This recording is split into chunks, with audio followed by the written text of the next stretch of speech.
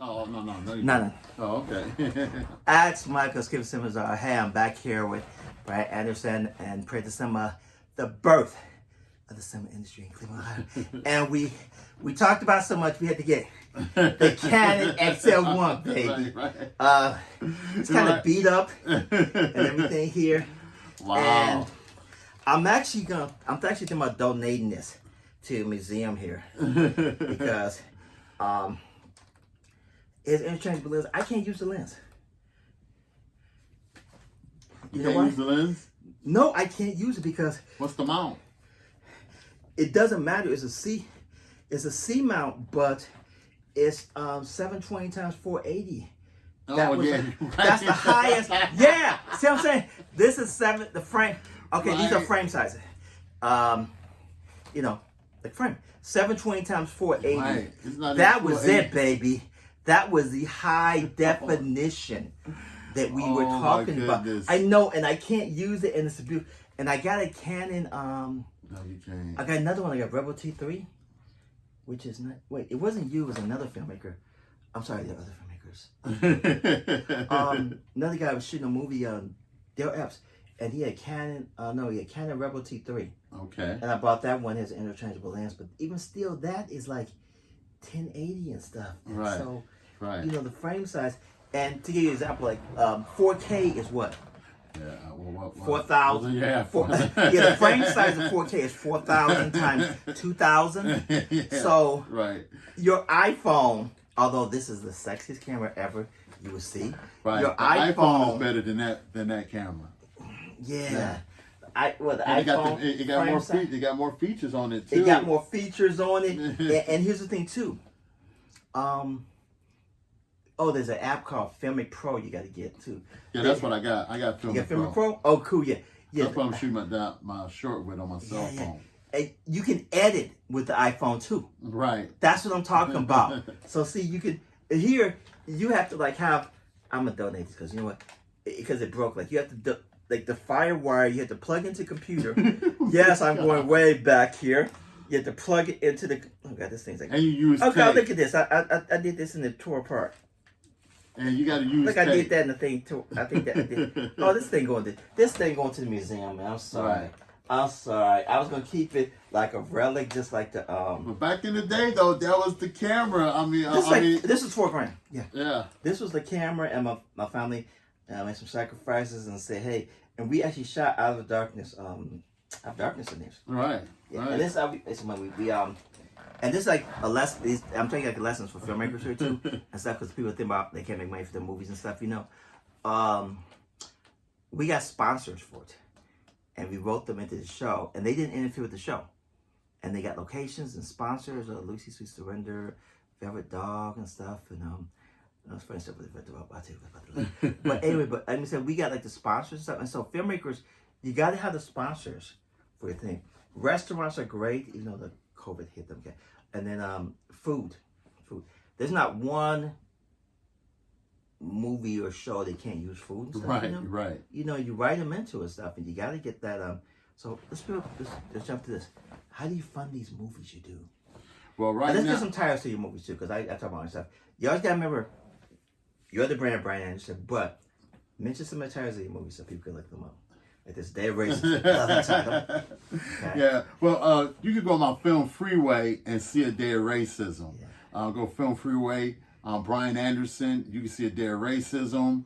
I got some scripts on there that I've written. My one script, A Family is a Family, has been in like 6 film festival competitions this year. And it has placed in finalists, quarterfinalists, and things of that. Matter of fact, it's in 2 festivals in Atlanta this month here in October. So yeah. So you get to read it, And the short that I shot, Perspective Part 1, that's on my Film Freeway. You can see that as well. See my directing. And see, actually, it's weird. I got A Day of Racism, the screenplay, on there too. So you can read the screenplay and watch the movie, and you'll see the difference. How like when you write a screenplay, but when you actually put it into production and things like that, how it's different than the movie. That happens a lot in filmmaking. My first experience with that is when I read the screenplay, The Godfather. And I read the screenplay, and it's nothing like the movie. It's like Read the book though? Huh? I read the book. Yeah, I read the book too. Yeah. So that's what I'm saying. So I left that on there so people could see it, like read the screenplay, then see the movie, then they can see the difference and stuff like that. So go to Bryant Anderson, Film Freeway, Bryant Anderson. You can see all that stuff. I forget. That's like I forgot Film Freeway has scripts on there.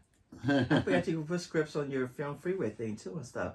Yeah. I'm always thinking just like the movie thing and stuff too. Right. What's about some movies that you did that I was in, like a short movie? Yeah, I mean, I got some other shorts that I produced on Get 'Em. Random Random violence. They shot in my house too, man. I'm gonna tell you about random violence, but I don't tell you about that. But I did some intense stunt work in there. Yeah, right. Oh man, every time you're in my movies, I usually kill you off. So. All y'all filmmakers jealous. Yo, jealous of me. Yo, jealous. Yeah, I mean, Drew, you ain't the only one, man. I got beat up. I got kicked. Oh man, y'all, that's okay. Y'all be trying to tell me something. That's all right. That's all right. But that was a great little intense movie. Shot in my house and stuff like that. I'm gonna tell you a story, but I'm not telling you a story about the movie. But the title says a lot about it, okay, and stuff. And it was a really great. It's like one of those intense. His title. Yeah, like Get Him, Random Violence, A Day of Racism. I mean, those titles are like they set you up for like, no, this is not Disney and stuff. And it's not cuddly, cute little bears and stuff. But I am gonna write one one of them little cuddly movies. Nothing's wrong with that. I do got an outline for a screenplay that I'm gonna write called The Saturday Before Christmas. So I am gonna do I am going to do one of them holidays, because it's weird. Those movies make money. They make money, Well, I think, I'll go with that, but so do horror class. It's like I think every movie, I won't say every movie makes, I think every movie in a sense makes money if it's done sincerely. For the fan, I mean, if you make a horror, like I've seen like some, like horror movie or like superhero movies that were like, you could tell the people who made them loved that genre and they made it the right way, And then you can tell when some people making something just for the dollar, right? You know what I'm saying? Right. So you can tell that, but the reality is that filmmaking is a business, and if you want to, if you're going to be an independent filmmaker, that's one thing. But if you want to go in the realm of having a studio, now you got to understand how to make certain movies real cheap and get them out in the market and let them be disposable films. In which that's what most films are. Well, that's they're only supposed to make money from the initial release over a month, and then they want to make the rest of the money, the rest of the profits off the auxiliary stuff. That I go with you on that one, because I wanted to talk about getting some of your movies and getting some like a stupid thing where because like I say, some of your stuff I know is good and get out there and stuff too, and say that my thing is like where, you have filmmakers, they make these movies and you said, what's the end game, Right. And so with me, it's like, where I create like you have these like intense social commentary movies now. Not that they preachy or they're not preachy, but they do have messages to them. You know what I'm saying? But they're intense movies, just from the titles alone, stuff, and which is fine. I mean, you can do other stuff, of course, too. We can always do stuff beyond our genre, but you have that brand. You know what I'm saying? Right. And I had that brand, like the whole film noir kind of like, who's getting killed in one of your movies? Come on. No one's getting killed. Okay, yes, they are. I wrote a movie about like they just disappear, right? Yeah, no. I wrote one I wrote one where no one gets killed, but the guy. But it's kind of funny. But it's kind of weird. But the guy who, in the movie, he wrote about. He wrote the kind of movies that I do, Right. But nobody gets killed. But he writes those kind of movies, you know what I'm saying? So it was kind of funny and stuff too, And so I created this whole like world where. And I got this idea not from the Marvel Cinematic Universe, but there's a writer called Robert A. Heinlein who wrote Starship Troopers and The Puppet Masters, and he would have like a character of his in one story, and a cousin of the character in another story. So I all my characters, like they're like in this whole little world. So intertwined. Yeah, they intertwine because it's the same kind of stories and stuff, Right, you know. right. And it's funny to see how certain stories evolve and certain characters evolve. Right. Like, yeah. So I definitely want like, I go back to your thing about the supposed movies where I think like you like I want to get with you in your movies. Like we're gonna launch a thing called Project Summer TV and do anthology short movies because you don't have an avenue for short movies out there, and you gotta have brands, you gotta have things where they make money from it and sponsors too. But you're right about the fact that, you know, you make these movies and you got to make the money out the movies because people got to see them. But at the same time, there's got to be the shirts and the merch and stuff. Oh, yeah. Which is why we're like, these are like the characters from Right. two of my stuff. I'm not trying to down the brand stuff, but these are like the characters from two of my things. I'm going to comic book. Oh, my, going to comic book convention stuff too. Comic book fans are like, right. They're like in the movies and they wear T-shirts and stuff and brand shirts and stuff, you know. And so you got to create this whole brand. It's not just movies. Yeah. It's just like you got to create like the style of who you are, and Right. so when people just hear your name, Bryant Anderson, like, Right. oh yeah, I got to see his stuff. But it's weird. It's already, you know, people forget that Walt Disney already did all the stuff that people talk about today. Walt Disney already did it, you know, and it's just that, you know, people gotta think big.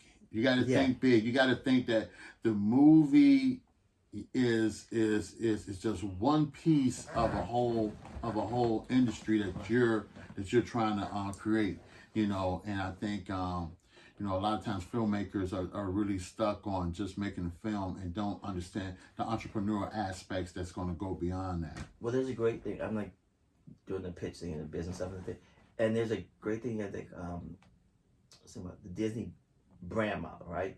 And they talk about how the movies are not movies, they're brands. Right. And they're creating the whole brand so you can see, you know, the character, the Frozen, and you can see the toys and the merch, and you can dress like a princess.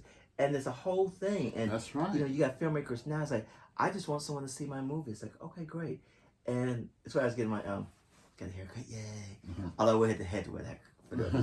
But you know, and then so like the guy I'm talking, and everybody's a story, everybody wants to be a filmmaker nowadays. And the guy who was cutting my hair, he wants to make movies. And him and his friends, they made a movie because it's so easy. You can get a cell phone, you can make a movie. Right. And so, you know me, I'm like, hey, you gotta go watch my stuff. And they watch my stuff and they're like, your stuff we like it, but it's weird, dude. We don't know what's going on. And that's another thing too, like when you watch your stuff too, same thing where even though I tell people the title and stuff, people watch it and they don't know what's gonna go on with it. And that's the one thing too that like you have a great thing as a filmmaker where you don't want to watch a movie and know what's going to happen in the movie. Right. You know, some people, I mean, I've seen teasers and trailers. It's like, okay, I know the whole movie. Why am I going to watch the movie then, you know? You know, if you filmmakers like us, you done seen thousands of movies. Yeah. And you almost can, it's weird, like, I watch a movie and I have to like, okay, I'm not going to be a filmmaker. I'm just going to be a fan of film and watch the movie. Yeah. But you just can't help it. You're watching a movie and like within the first 10 minutes, you kind of know who the killer is. You kind of know who's going to die down the road. And you know what I'm saying? You start doing that, watching the movie and watch it as a filmmaker or a fan.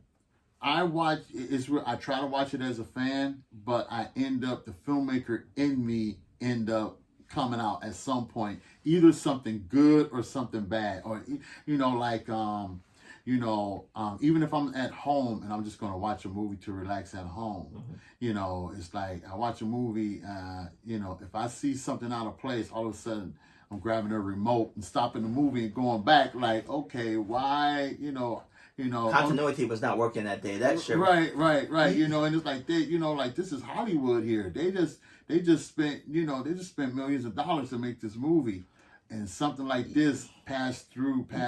Like, how does that happen? You know what's weird about me is it's like I've heard a lot of filmmakers say that stuff, but you know me, I ain't do none of that. I watched She-Hulk last night. I was like, okay, cool. I know. I guess because like I'm always still a fan. I get caught up in it, and I don't even think about it as a film. I think about because I think about the characters and the people and stuff, and I start watching it, and I don't. I never start. I mean, I know a lot of filmmakers do that, but I turn that. I don't know if I turn it completely off or I do it. Or I don't really watch. I can do this sometimes. I'll be honest with my own stuff. I watch my own films. Like I like watch. I was like, I can watch for a second. Oh wow, okay, what's going on here? You know, and you know, and I get caught up in it. I don't. I can. I'm happy. I can still do that. You know, I think that. I have to be honest with you. If I was at the point where every time I watched a movie, I had to go to work and start dissecting stuff, like I think I wouldn't want to make movies anymore. if I'm serious, if I watch a movie and I got to start thinking of it in terms of cinematic and the business and stuff and everything, and not just think of the characters and the story and stuff, then I don't want to watch. I don't know. Like I just don't want to watch it and stuff. But there's a bunch of other stuff I watch lately and stuff, and I still watch it. And I can still enjoy it as I think because I never wanted to make movies. I wanted to just write stories. Yeah. So to me, it's like I got into making movies because I wanted to tell stories. But I never wanted to make movies. I just wanted to write stories. So I can watch stuff and I can be like, okay, I just turn it off now because I don't want to dissect. I don't want to go to school. Yeah. I don't want to go to school. I don't want to dissect it. See, now when I'm in the creative process, I know how to go from being a screenwriter to a director to producing to being an editor. You know, you wear those different hats. And you know how to turn it on and off like that. But when you're actually watching like I said, when I'm watching a film, I go into it wanting to be a film fan. Well, ultimately, I would see something. I think that's the fail of the filmmaker. I think the filmmaker fails in you, not you fail the filmmaker. But I think if you're watching a movie and you start thinking about the business, I think the film, because I did that. I haven't did that exactly, but I watched something and I can't get into it. I'm like, this. I can see the people acting, you know, like, Jared Leto, I'm talking about you, you know, because you see like Jared Leto, okay, in the Harley Quinn movie, okay, everybody else, Harley Quinn's great, Margot Robbie, everybody else is into it, you know what I'm saying? He's acting, I mean, you know what I'm saying? When I see that in a movie, I guess that's for me too. When I see that in a movie, I get turned off, man. I get like disgusted. I'm like, dude, you are here to entertain me. You are not. I don't want to see the magic. You know, I don't want to see the man behind the curtain. You know, so I guess like yeah. So I think the filmmakers fail you when if you're watching a movie, you can't get caught in the story. Right. They have failed you. They made you. They did something that took you out the story. Right. Yeah. And I do understand it. Yeah. I say they didn't suspend my imagination. Exactly. You know what I'm saying? Yeah. The job of a filmmaker is like if you shouldn't think that you're watching a movie. Right. That's what I'm saying. You know, I give you a perfect example. My son never seen Avatar. So like, you know, it's at the theater. So me and my son went to see it and we saw it in 3D. Yeah. You know, and the movie is almost 3 hours long. You know what I mean? Yeah, you know, and even seeing it now, it suspends your imagination when you watch it. You know what I'm saying? Yeah. And my son was into it. You know, and so it set it up where we want to see the new Avatar that's coming out. Yeah.